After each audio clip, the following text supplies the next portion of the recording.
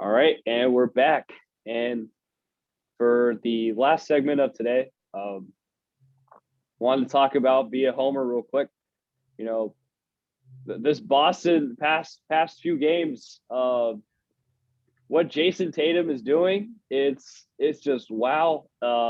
I've been now I'm watching these games and it's still kind of I still don't necessarily like the way Tatum plays. Like it's getting the job quote unquote done, but uh man, do you think Boston's finding new life? Do you think the Celtics are finding new life, or am I just being wishful thinking over here?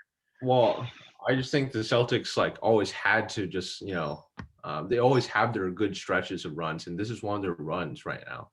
And I never doubted their talent and what they could bring to the court. I just think that they're in the right mindset at the right time of the year, especially with other teams falling off. Like we talked about last podcast. I talked about how Charlotte without Gordon Hayward was gonna really fall in.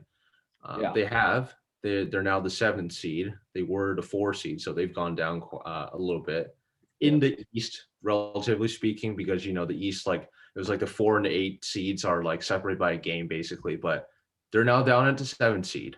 And then teams like Boston, Atlanta, Boston's at the 5 seed now. Um, I think Boston is definitely trending in the right direction. Um, I would say they've done really well against relatively good opponents as well. So it's going to be interesting to see how they go. They have they got the Lakers, that's not the very tough matchup, but I guess headliner matchups in the next few weeks. You got Phoenix, Brooklyn. Those are two big ones. So against those top tier opponents, I'll want to see how they do against in that kind of environment and see how well Tatum and Brown perform. And then we'll, have a full kind of forward picture of what the Celtics can be doing in the postseason this season. yeah. It's just I realized as I was talking about this run that Tatum's going on that the best game he had it against Minnesota, and I saw this game. I was infuriated that Tatum is doing so well. Marcus Smart's doing quietly. He was doing amazing that game, and then you're just going to overtime against the Timberwolves. Like defensively, we could not stop them. Well, Hernan Gomez, like he only scored so many points, but when I was watching that first quarter, second quarter, I was like, "Oh, we're just gonna let these guys just drive in the lane, just score at will. It felt like, and there was no real contributors. I think it was Smart and Tatum had they had more than half the well because Tatum had 50, but they had more than half their points. There's just two Right. guys, and I guess I was worried from that, but then of course the 31-3. I was just looking. I was busy as hell this past weekend. I was just looking just and I'm like, oh, we're gonna lose this game. We're gonna we're still lost to Denver. It is what it is. We deserve we almost lost to the Timberwolves for crying out loud. And then I look up and it's like, what we won by what? This many? Like what happened? And then it sounds like a 31-3 run. I was like, oh my gosh. And Right. then and beat the Blazers right before we're recording this. It was 1 point, but we beat the Blazers. That's the first close game that the Blazers lost, I'm pretty sure. Rip rip the clutch Lillard. But It yeah, was so Tatum tonight, basically. So yeah, so that's why is do you think this is just going to be transient, or do you think because of it might be a little more, it might stay a little more? well, it's kind of hard to really say immediately how that works. In the NBA, it's always a game runs, and how well these players play in different stretches of the season. Um, I do think in the games that follow, they have a good chance to continue that momentum because they aren't Yeah, playing extremely hard opponents in the yeah, upcoming schedule until they reach that Phoenix, Brooklyn, kind of like that's a back-to-back also. Phoenix, Brooklyn, back-to-back. So that's when you'll see the test right there. So basically, I would expect them to keep up the momentum and then get there at basically what, at a high level, and then see what they do at a high level against these good teams. And then really it'll change, like, will they continue to go up, trend up, or if they don't do as well, would they start to go down? That's the test right there. So we'll have to wait until to see what happens there for Celtics. Yeah, we mentioned. Yeah, I should have realized. Yeah, you mentioned about that. That's a good point. Like that'll be a good test. But I just realized you were just mentioning Brooklyn, and then something just popped in my head. Yeah. It's like I can get excited all I want, but this team in no way is going to win is going to win a best of 7 series against Brooklyn. Like I gotta, even if I'm like, oh yeah, there's something like this team, like you could say, I don't know, maybe you could say Sixers, maybe you could say Bucks or Heat. Just I don't even think so, but you could, right? The Celtics wouldn't be one of those. Even if the Celtics are firing all cylinders, I just don't think the makeup, like, unless Tatum becomes like a bona fide Hall of Famer, like during this season, he becomes it, which I don't think, you can't just project things like that, right? Unless he becomes a way to equal Kevin Durant, like tit for tat in a way, which I don't think it's going to happen, right? So then you have Jaylen Brown and is your third best offensive player. I guess it might be Robert Williams, but right, Time Lord. Or is it just Marcus Smart? Like Marcus Smart's your third. Like he's my favorite. He's one of my favorite basketball players, NBA players individually. Even though I'm not a huge fan of that concept of like liking individual players, I just like teams. But if I had to, Marcus Smart's one of them. And but even I'll admit, come on, like this, he can't be one of your best offensive players, Right. So yeah. I think, regarding that Brooklyn question, really with all three of their, first of all, health barring, because right now their stars are in and out of the lineup again. With not everyone healthy, I think any team has like a chance, because if you don't have your best players playing, you're vulnerable. Well, that's true. But with Brooklyn all healthy, there's only 2 teams, barring health again, that can really match up with them, and they're both in the Western Conference, which is the Clippers and the Lakers. There's no other team that can match up with the Nets at all. So with all their stars healthy, I don't think anyone in the East can match up. So I mean, it's not blaming Boston for that. Philly can't match up with them.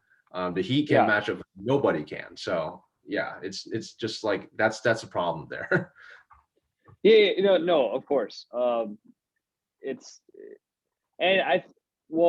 Kyrie was for personal reasons. It's though they played this game it's happened again in Minneapolis. It's just, oh my gosh, like why you can't. But they played the game today rather than yesterday because of those events. Dante, that just sucks. But now I lost my train of thought. I was just thinking about that. All good. Yeah, I can all go over, just what happened. It was just dumb. Even pulling out a taser for just expired license plate. You wouldn't even. Yeah, all right. I'll end it there. But it was Kyrie. I feel like it's Kyrie taking, them managing Kyrie. I even let's say it's just Kyrie and KD.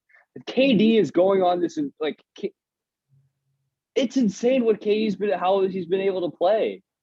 He just comes back and it's like, oh my goodness. Yep, and so I just it's, where is this going again? You're talking about, this is all barring full health for the Nets, right? But even if like Harden, it's going to take a while to recover, I think just how offensive, just beyond with Kyrie, KD, and the way Steve Nash has just built like what is it? Blake Griffin can dunk now. He can make power dunks now. Like all of a sudden, right? And then you have LaMarcus Aldridge. I think that team even if Harden's going to take a while to recover, I think that team can withstand that. Now, let's say the Lakers, right? If LeBron is slow to recover, AD is slow to recover, I don't think it can really go far, right? I don't think, let's say you have LeBron, no AD. Well, I guess Andre Drummond's now there, but do the Clippers beat them? I think so, right? Of course, Lakers at full strength, I think they would beat the Clippers or the Jazz. What I'm saying is, I think the Nets at not full strength, they don't. At least as far as the East is concerned, I think they can just run roughshod through the East, even not at full health. Right. Definitely agree with that for sure. So, do you have anything else you want to talk about as far as NBA is concerned, Eastern Conference, or just in general? Well, I'd say that it's going to be interesting to see the end of the season for the Eastern Conference as well. I think it's more of a fluid situation in terms of seeding for them. Not saying that it is in the West, but the teams are separated a little bit less in terms of like games played. So the seedings are very fluid, and so that is actually a big kind of like factor because like a 1 seed and an 8-2 and a 7-3-6. So you want to like see what opponent you want to play. So at this point right now, Brooklyn, the Sixers are tied, but let's just say this: you don't want to be the team that ends up sliding down from the 6th spot to the 7th spot, i.e. the Heat, because you'd have to play one of those teams in the first round. It's like, why would I want to put myself through that? So exactly. So you just have to make sure that you watch the standings closely and just play the best you can to get what seed you want as a team. So these next few weeks will be pivotal for that for these Eastern Conference teams for sure. Of course. All right. And with that in mind, we'll see y'all soon. Again, this is kind of a busy period for us. We're heading into the last week of classes here at Duke, and then after that, it's going to be finals week. So it'll probably be a lot more inconsistent as when we can do this. It's just I was able to finish what I allotted for my day earlier than usual, so I was able to hop on with you, Franklin, man. And but of course, we'll see y'all soon. Hopefully, we'll be free and be able to talk more about I was blanking on the word sports, for crying out loud. Oh my God. It's getting late here. We're literally sports insomniacs. It's 2:40 and I'm still 2:40 a.m. here. All right. All right. Good talking to you. See you later. Yeah. See you later, Franklin. All right. Bye.